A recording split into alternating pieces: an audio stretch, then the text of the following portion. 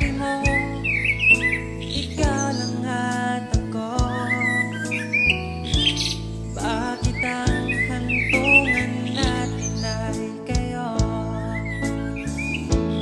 Bakit ba Sobrang sakit makita na yung taong minahal mo noon at hanggang ngayon may kapiling ng iba, na yung dati niya ginagawa sa'yo ay ginagawa na niya sa iba. Mahirap kung ang oras ng isang taong hindi na interesado sa'yo, pero mas mahirap ipagsiksikan ang sarili mo sa taong may iba lang gusto.